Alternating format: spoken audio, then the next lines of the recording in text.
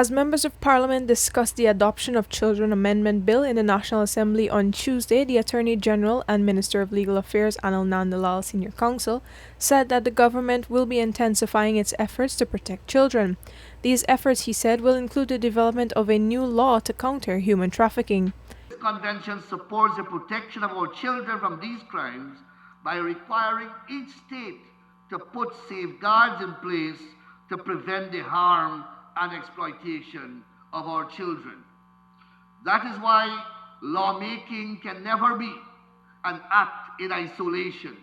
Lawmaking, if we are to achieve the purpose of why the law was conceived, to regulate human affairs for the best interest of the human being, then these laws have to be interconnected. And that is why we have a new trafficking bill that will be brought to the Parliament that has in it several provisions that will go hand in hand with the provisions here against transnational smuggling. And you will see our government engage in several acts of preventing that from taking place in our country currently. There's a lot of people smuggling that we are speaking about, and we are taking drastic measures to guard against them.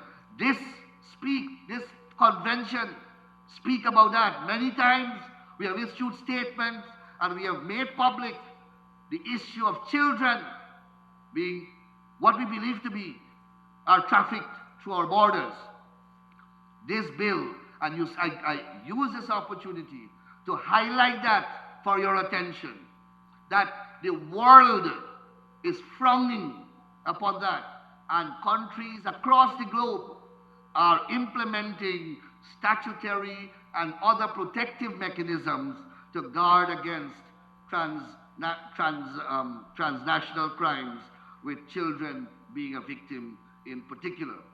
Meanwhile, the Minister of Human Services and Social Security, Dr. Vinya Prasad, said that the adoption of Children Amendment Bill will help to protect children from abuse and exploitation and to harmonize protocols for their adoption. And as you read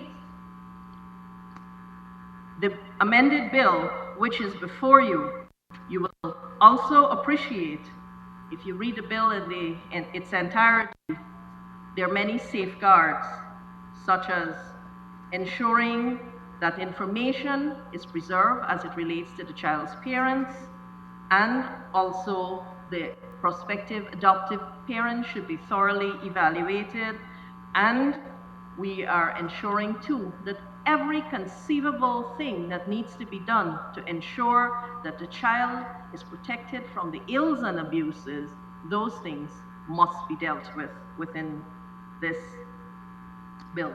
If there are inconsistencies between the provisions of the convention and the operation of any other law other than the Constitution, the provisions of the conventions shall prevail.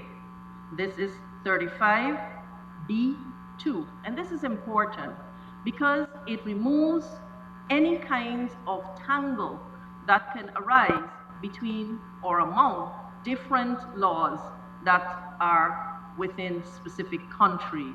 In other words, it creates an environment so that the convention be recognized, so people will not have to do and redo from country to country. As Guyana moves to amend its adoption legislation and bring it into alignment with the Hague Convention, international adoptions have been paused. The Hague Convention protects children and their families against the risk of illegal, irregular, premature, or ill-prepared adoptions abroad. Dr. Prasad encouraged both sides of the House to support the amendment so that international adoption can resume and that children can be given better lives also. Reporting for the newsroom, I am Vishani Raghavir.